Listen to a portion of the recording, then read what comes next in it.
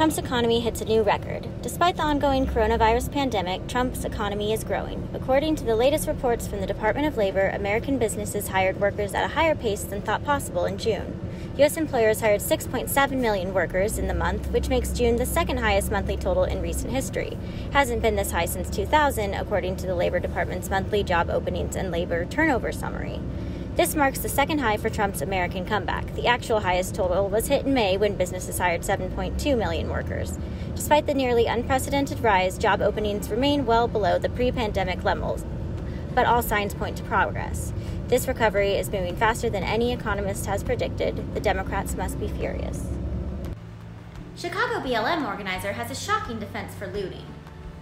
Over the past several months, Black Lives Matter protests have erupted all over the country. In some areas, the protests have turned to riots. That was the case in Chicago over the weekend, where activists gathered at a police station and began a several hours-long rally that escalated to looting and rioting throughout the city. And Chicago BLM organizer Ariel Atkins isn't sorry about the damage caused. She defended the destruction and looting to the press as a form of reparations.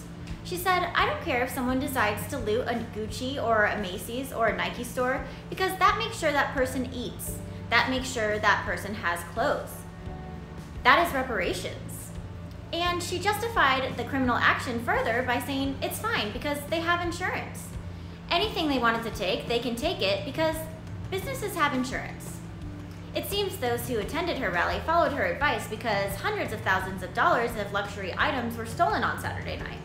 Hundreds of videos surfaced on social media over the weekend showing the destruction and criminal activity throughout the city. Outrage from Chicago residents has flooded Twitter and Facebook and has a lot of residents calling on President Trump for federal intervention.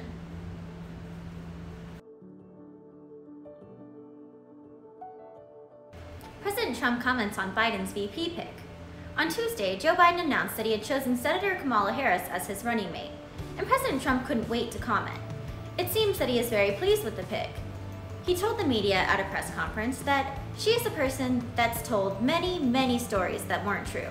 He called the senator his #1 draft pick and continued by trashing her record, saying she's very big into raising taxes, she wants to slash funds for our military at a level that nobody can even believe. She's against fracking, she's against petroleum products. I mean, how do you do that and go into Pennsylvania or Ohio or Oklahoma or the great state of Texas? Trump went on for several minutes criticizing Kamala's votes, her campaign, and saying he was very surprised to see Biden choose her for the ticket. The president seemed optimistic about his chances against the Biden-Harris ticket and told the press that he looks forward to seeing how it goes. President Trump announces historic peace agreement. Early on Thursday morning, President Trump announced a historic peace agreement between the United Arab Emirates and Israel.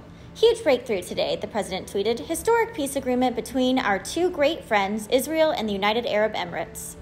The deal normalizes relations between the two traditionally hostile countries.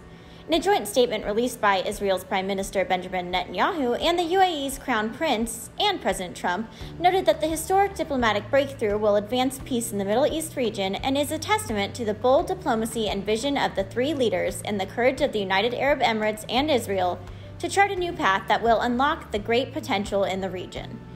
The statement also noted that the agreement only came to be at the insistence of President Trump himself, saying that there will be a full normalization of relations between Israel and the United Arab Emirates, and that Israel will suspend sovereignty over areas outlined in the president's vision for peace and focus its efforts now on expanding ties with other countries in the Arab and Muslim world.